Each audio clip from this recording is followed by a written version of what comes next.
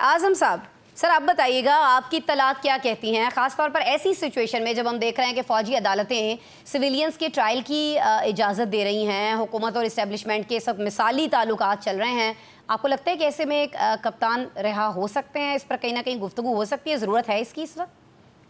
देखिए असमा पाकिस्तान है, पाकिस्तान में आपको पता है कुछ भी हो कुछ सकता भी हो है। सकता है। यहाँ पर तो ज़ाहिर है 2/3 मेजॉरिटी लेके आने वाले अमीरुल मोमिनीन बनने वाले, वो भी 99 में चले गए। लेकिन खैर ये तो हम्म। पाकिस्तान है, यहाँ पे कुछ भी हो सकता है। लेकिन मैं आपको एक चीज़ बताऊँ, इस मुल्क की बहुत जो एस्टेब्लिशमेंट है, मैं आपको एक वर्ड बता देता हूँ। जी जी सर। सारे मेरे सीनियर पैनलिस्ट यहाँ पर बैठे हुए हैं। मैं आपको बता दूँ, हालिया दिनों में मैं जब इस्लामाबाद में था, तो एक बहुत बड़ी शख्सियत से मुलाकात हुई। तो एक लफ्ज़ खान साहब के लिए यूज़ किया गया, और वो लफ्ज़ ये था कि वो पाकिस्तान और सिस्टम के लिए यूज़लेस है। और जब कोई हम्म। शख्स सिस्टम और पाकिस्तान के लिए यूज़लेस हो जाता है, तो वो पूरे सिस्टम के लिए इर्रेलेवेंट हो जाता है, एक चीज़। दूसरी चीज़ मैं आपको ये भी बताऊँ कि खान साहब ने वो ट्रेन, जो पहलगाम वाक़ये के बाद चली थी, जिसमें खान साहब और उनकी पार्टी ने सवार होना था, वो ट्रेन मिस कर बैठे हैं।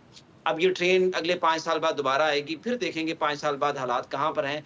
फिलहाल खान साहब इस सिस्टम के लिए यूज़लेस हैं। ना हम्म। तो पस पर्दा एस्टेब्लिशमेंट के साथ किसी किस्म के कोई मुज़ाकरात हो रहे हैं, ना किसी किस्म की कोई बातचीत चल अच्छा रही है। ठीक। पीटीआई की तरफ से बार-बार दरवाज़ा नॉक किया जा रहा है, लेकिन आगे से दरवाज़ा बंद नहीं है।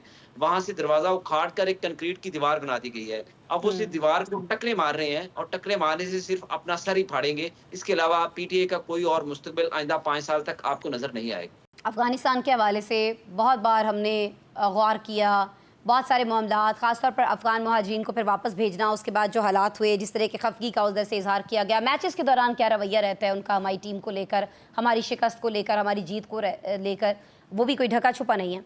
सर मुझे बताइएगा कि अफ़गानिस्तान के हवाले से कहीं कुछ सोचा जा रहा है कि जो हमारी खारिजा पॉलिसी है उसको असर नौ तरतीब दिया जाए, ख़ास अफ़गानिस्तान के लिए आज़म साहब?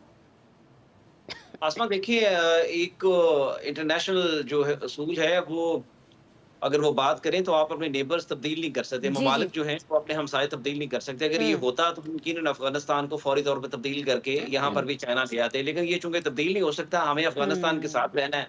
निशात साहब ने बिल्कुल ठीक कहा कि जिन दिनों में पहलगाम वाक़या हुआ था, तो 70 से ज़ायद ख़वारिजियों को हम्म। मारा गया था। वो मग़रिबी सरहद के ऊपर सॉरी, वो मग़रिबी सरहद के ऊपर कहा यही गया था कि जब पहलगाम वाक़या होगा, तो मग़रिबी सरहदों के ऊपर जो ख़वारिज हैं, जी वो जी। हमला करेंगे, और मग़रिबी जो सरहदें हैं, वहाँ से इंडिया हमला करेगा, तो पाकिस्तान के अंदर डिस्टेबलाइज़ कर देंगे, इंसर्जेंसी बढ़ जाएगी और पाकिस्तान को हम गिरा देंगे। लेकिन ऐसा हम्म। हुआ नहीं। पाकिस्तान ने उसका बड़ा भरपूर और मौसर जवाब दिया। देखें, जो भी आप कहें, ultimately at the end of the day आपको अफ़गानिस्तान के साथ भी सफारतकारी के थ्रू ही मामलात को ठीक करना पड़ेगा। देखिए, जो हम्म। सीपैक का रूट है ग्वादर के साथ, ज़ाहिर है वहाँ पर अफ़गानिस्तान का बहुत बड़ा बॉर्डर है, तो ये जो हालिया मुलाकात है चीन के अंदर, बीजिंग के अंदर, इसकी बड़ी इम्पोर्टेंस है। और चीन हमारे साथ मिलकर जो अफ़गान डिप्लोमेसी है, उसके ज़रिए हम चीज़ों को बेहतरी की तरफ लेके जा सकते हैं, और हमें हम्म। जाना भी चाहिए। अफ़गानिस्तान के अंदर ज़ाहिर हम्म। है एक गवर्नमेंट है तालिबान की, और जैसे आपको पता है टीटीपी जो है वो उनकी एक तंज़ीम है। और आपको पता है, एक शॉर्टली मैं एक पॉइंट बताऊँ कि जी टीटीपी जी। को कंट्रोल क्यों नहीं करते? ये चाहते हम्म। ये हैं, तालिबान हम्म। ये चाहते हैं, क्योंकि टीटीपी अगर अफ़गानिस्तान के अंदर वो ऑपरेट करेगी, तो अफ़गानिस्तान के अंदर तो पहले ही जंगजू हैं। चूँकि इन लोगों ने तो सारी उम्र किया कुछ नहीं है, ये तो हम्म। लड़े ही है ना, सारी उम्र लड़ाई करते आए हैं, इन्होंने हम्म। तो कुछ और काम नहीं किया। इसलिए वो कहते हैं आप अफ़गानिस्तान से निकलें और पाकिस्तान को जाकर डिस्टेबलाइज़ करें। तो पाकिस्तान के पास ये मौका है जो सफारतकारी का इंटरनेशनली, कि आप अफ़गानिस्तान के साथ भी ठीक हो वही गया। सलूक रखें जो आप दीगर इस्लामी ममालिक के साथ रखती हैं, ताकि उनको ये बावर कराएँ कि पाकिस्तान आपका नेबर है, इंडिया नहीं। जी। कांग्रेस के बड़े रहनुमा हैं आज़म मलिक साहब, सर मैं आपकी तरफ आऊँगी। आदित्य राज वो ये कहते हैं कि जी भारत जो है वो तो तनहा हो चुका है, अब इस मिशन का कोई फ़ायदा नहीं है। कहा यह भी जा रहा है कि ये जो मिशन है ये महज एक सैर सपाटा होगा, और मकसद ये है इससे मोदी सरकार का कि अपोजिशन की तवज्जो जो है वो हटाई जा सके, क्योंकि मोदी सरकार की मकबूलियत बहुत तेज़ी से नीचे आ रही है भारत में। आज़म साहब।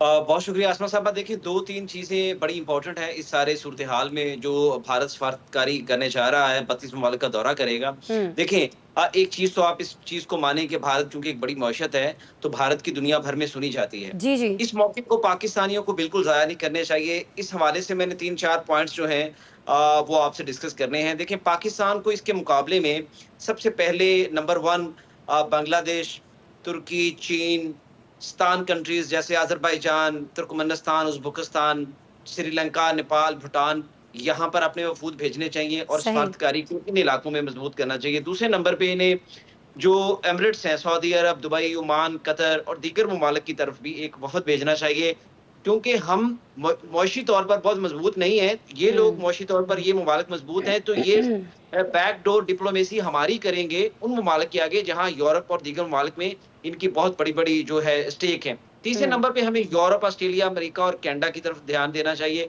और अफ्रीकी ममालिक को बिल्कुल नज़रअंदाज नहीं करना चाहिए, जैसे ठीक है। मिस्र है, इंडोनेशिया और दीगर ममालिक।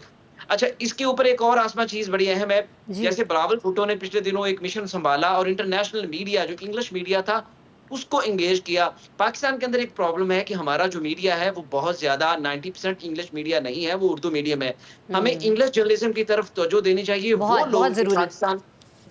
वो लोग जो पाकिस्तान के अंदर और पाकिस्तान के बाहर जो इंग्लिश जर्नलिस्ट हैं और सीएनएन, बीबीसी, फॉक्स और दीगर चैनल्स को अपना जो बयानिया है पाकिस्तान का, जो रियासत का बयानिया है, उसे पोर्ट्रे करने के लिए हमें इस तरफ ध्यान देना चाहिए। चौथी और आखिरी बात, आपको पता है वफाकी वज़ीर दाखिला है मोहसिन नकवी साहब, वो सीएनएन के अहम ओहदों पर फाइज रहे। उनके ना सिर्फ पाकिस्तान बल्कि पाकिस्तान से बाहर भी बहुत ज़्यादा ममालिक में उनके ताल्लुकात हैं। उनको सिर्फ आप वज़ीर दाखिला के तौर पर ना लें, उनको भी कोई मिशन दें ताकि वो अपने वो पुराने जो असर रसूख थे सीएनएन के दिनों के और जो उन्होंने बाद में निगरान वज़ीर आला के तौर पर बनाए, उनको यूटिलाइज़ करते हुए दुनिया के अंदर, जैसे जंग के दिनों में वो 48 घंटों में कितनी बार जो सफ़रा थे बैनुल-अक़वामी, उनसे मिलते रहे और पाकिस्तान का जो केस था उनके सामने काफ़ी बताते सारे रहे। ओहदे हैं आज़म मलिक साहब। आई होप आप ये नहीं चाह रहे कि इतने सारे ओहदे रखते हुए उन्हें वज़ीर ख़ारिजा का ओहदा भी दे दिया जाए। आगे बढ़ती हूँ मैं, शराज साहब। नहीं, आस्था साहब, नहीं, मैं ये बात नहीं कर रहा हूँ। हम बात कर रहे हैं इस वक्त पाकिस्तान की और सफारतकारी की। मैं ये कह रहा हूँ सिर्फ वो लोग,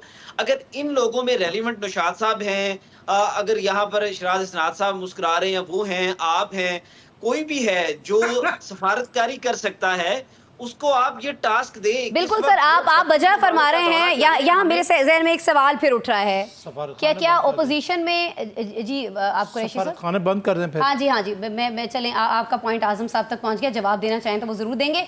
मैं आपकी तरफ आऊंगी शराज असनाद साहब। ये जो पॉइंट है ना, मैं तो इससे कृषि साहब का बिल्कुल ये इस पॉइंट को मैं बिल्कुल रिजेक्ट करता हूँ। मेरे सीनियर है वो, ऐसी कोई चीज नहीं है। जब मुल्क हालते जंग में होता है तो हर वो शख्स जो पाकिस्तान की बात कर रहा होता है वो सफारतकार होता है और अपनी अपनी जगह पे